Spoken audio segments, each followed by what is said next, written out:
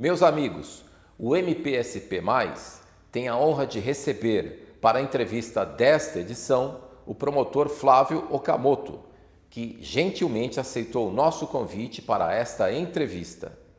Doutor, recentemente nós noticiamos no site do MPSP que a instituição, a Prefeitura, a Câmara Municipal, o Corpo de Bombeiros e a Defesa Civil de São Carlos lançaram uma campanha de prevenção às queimadas. Por que esse assunto preocupa? Então, essa preocupação surgiu na Promotoria do Meio Ambiente de São Carlos, né, que é ocupada por mim e pelo colega Sérgio Domingos de Oliveira, tendo em vista os números, né, dos incêndios no ano passado. A gente teve uma estiagem bastante extensa e os focos de incêndio que vinham num número estável, até num viés de queda nos últimos anos, em 2020 eles explodiram. A gente teve problemas muito grandes, áreas que a gente reflorestava há tempos, acabaram sendo destruídas. Nas beiras das rodovias, principalmente, isso foi muito perceptível ali nas proximidades da cidade mesmo, incêndios de grandes proporções. E a gente recebeu demanda dos próprios interessados, investigados em inquérito civil, dizendo, olha, eu não aguento mais, eu refloresto e perco tudo no ano seguinte, né? Então, a promotoria resolveu instaurar um PAA, né, um procedimento administrativo de acompanhamento dessa política pública de prevenção de incêndios. E, basicamente, né, a ideia aí foi reunir todas as instituições interessadas, envolvidas no tema, tanto municipais quanto estaduais, trazer também o setor produtivo, os produtores rurais, que é uma ajuda imprescindível, né? E nessa conjunção de esforços a gente tomou algumas medidas que acabou resultando, né, um dos produtos é justamente essa campanha de prevenção às queimadas e incêndios. Quer dizer, então, que o senhor defende uma atuação integrada e não uma atuação isolada do Ministério Público para combater este fenômeno. Exatamente, né? O Ministério Público deve servir como um facilitador, um catalisador, né? A gente não tem nem estrutura para assumir essa tarefa sozinho. Na verdade, o que a gente fez no PAA foi, como eu disse, organizar a atuação dos órgãos, né? Isso a gente nota não só na área do meio ambiente, mas em muitas outras, que os órgãos, as instituições sozinhos têm algumas ações interessantes, mas eles têm dificuldade de se conversar, às vezes dentro da mesma estrutura da prefeitura ou dentro da estrutura do Estado. E o Ministério Público trouxe todos eles para dentro do PAA, e a gente realizou várias reuniões virtuais em razão da pandemia, né, mas com participação às vezes de 30, 40 órgãos e instituições diferentes. E foi muito interessante, né? A primeira ação nossa foi, durante a primeira reunião, foi justamente ouvir o que cada um tinha a contribuir, né? Conhecer quem são as pessoas e o que elas estavam fazendo nesse tema da prevenção de incêndios. Depois, numa segunda reunião, a gente já avançou no sentido de elaborar um mapa, um mapa de calor, que a gente chama, até coincide com a temática dos incêndios, né? A gente pegou os dados de 2014 a 2020, né, e jogou em um mapa com algumas outras informações, por exemplo, as áreas verdes do município, as áreas públicas, e ficou bastante claro para a gente o aumento dos números de focos de incêndio, como eu disse, em 2020, né? E que a nossa preocupação deve ser principalmente o entorno da cidade, né? O mapa de calor deixa muito claro que a maioria dos focos de incêndio ocorre ou dentro da cidade ou muito próxima dela. Então, a gente já teve aí um norte bastante importante para começar as nossas ações que não param por aí, né? Além das queimadas, quais outros problemas ambientais que exigem atenção por parte da promotoria? Então, a promotoria do meio ambiente não tem monotonia, né, Cláudio? Todos os dias é uma coisa nova. A gente tem uma atuação bastante forte junto com a promotoria de urbanismo, que também acaba ficando junto com o meio ambiente, né? Atualmente em São Carlos, temática das enchentes, muito emergente, temática da água, e que acaba até cruzando a questão aí dos incêndios, né? Porque a gente vai passar por uma estiagem muito brava agora, e isso vai ter reflexo também numa possível crise hídrica. A gente tem visto aí no noticiário já o governo federal tomando atitudes bastante radicais, até em relação à energia elétrica, né? Porque os reservatórios estão muito baixos. Então, a gente tem uma preocupação muito grande com uma possível crise hídrica. Então, a gente tem inquéritos civis ali que monitoram as nascentes, as captações e principalmente as perdas já da água tratada na distribuição. A gente tem preocupação muito grande com a expansão imobiliária, né? Dentro de São Carlos, a gente tem uma área de preservação ambiental estadual, a APA de Corumbataí, e nós temos uma área de preservação de mananciais municipal, as chamadas APRENS, e, infelizmente, a pressão imobiliária, a pressão do setor imobiliário é muito grande, inclusive nesses locais, e a promotoria tem uma atuação bastante firme com relação a isso. Essa questão da água que o senhor mencionou parece algo muito grave. Mais uma vez, o noticiário nos informa que o nível das represas está baixo. Entra ano, sai ano, a gente está sempre discutindo a mesma coisa.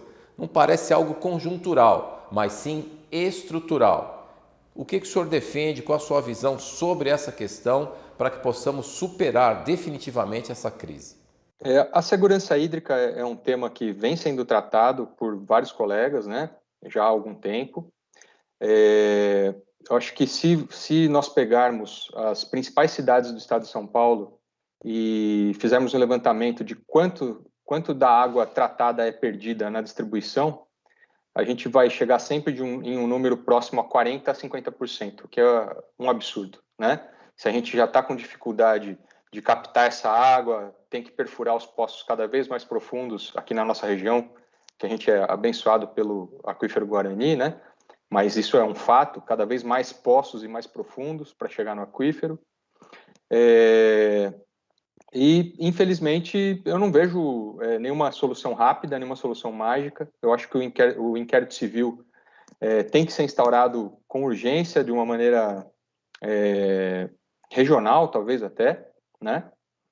Para que a gente estude essas redes de distribuição, a gente faça um diagnóstico delas, a gente veja com a Sabesp ou com os serviços autônomos de água e esgoto um plano para a substituição delas a médio e longo prazo, né? Então, como eu disse, que a gente resolva isso em 20 anos, mas que seja resolvido, né? Tem que dar o primeiro passo. E, como eu mencionei na resposta anterior, eu acho que a preservação das nascentes e das águas, né? A gente trata muito mal as nossas águas, nossos rios, e a gente vai depender deles, né? Principalmente em cidades que, como eu disse, não tem essa sorte que nós temos aqui na região de Ribeirão Preto de ter o aquífero Guarani. A captação superficial vai ser a saída, né? Nas represas e nos rios. E do jeito que a gente trata mal a água, como a gente não tem esgotamento sanitário numa porcentagem minimamente razoável, né? Eu acho que as saídas, então, são investir em saneamento básico, né? Acabar com essa questão de jogar o esgoto nos corpos d'água. E segundo, acho que diminuir as perdas significativamente já seria um grande passo. Na sua opinião, a preservação do meio ambiente no Brasil demanda mais investimentos ou alterações no aparato legal? Eu acho que a gente, nos últimos anos, nos últimos 10 anos, podemos dizer assim, a gente teve algumas derrotas, né, principalmente no âmbito legislativo, com a questão da mudança do Código Florestal. Até o MP de São Paulo se insurgiu contra várias dessas disposições por meio de ações diretas, né? Mas a gente perdeu a maioria delas, tanto no âmbito federal, no Supremo, quanto aqui no TJ de São Paulo.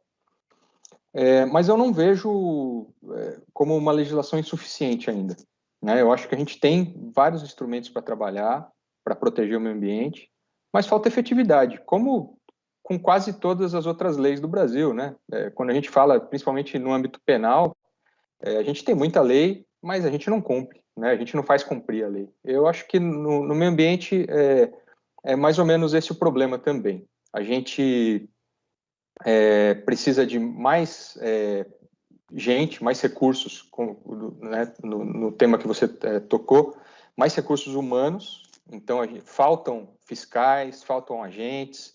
É muito comum nas investigações a gente receber pedidos de dilação de prazo absurdos, assim, pedindo meio ano para responder o ofício, não é? Porque não tem gente. Eu acho que o sistema trazido pelo novo Código Florestal, de você tratar as reservas legais não mais nas matrículas dos imóveis, mas no tal do CAR, no Cadastro Ambiental Rural, e o movimento do governo do estado de passar a gestão do Cadastro Ambiental Rural do meio ambiente para a agricultura, infelizmente foi um golpe muito grande, né? Não pelas pessoas, né? Mas pela estrutura, mais uma vez. Então, além do pessoal da Secretaria da Agricultura ser insuficiente, ele não estava capacitado para desempenhar essas novas funções, que são muitas, né? Passaram muita coisa do meio ambiente para a agricultura. E de modo que, desde que isso ocorreu, já faz anos, né? Está tudo parado. Se a gente for otimista, e considerar que eles vão fazer o trabalho bem feito, vão analisar cadastro por cadastro e tal, a previsão é que isso demore 20, 30 anos para ser analisado pelo menos uma vez todos, né? Isso é um absurdo. Agora deu para perceber por que no começo da nossa entrevista o senhor disse que não tem monotonia. São várias as questões a serem enfrentadas, exige muito trabalho por parte da promotoria.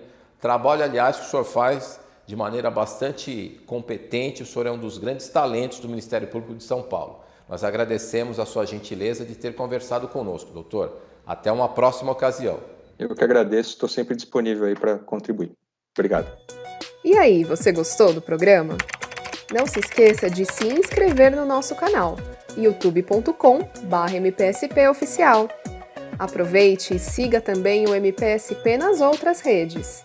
Instagram, MPSP_oficial, Twitter, MPSP_oficial e Facebook, MPSP.oficial.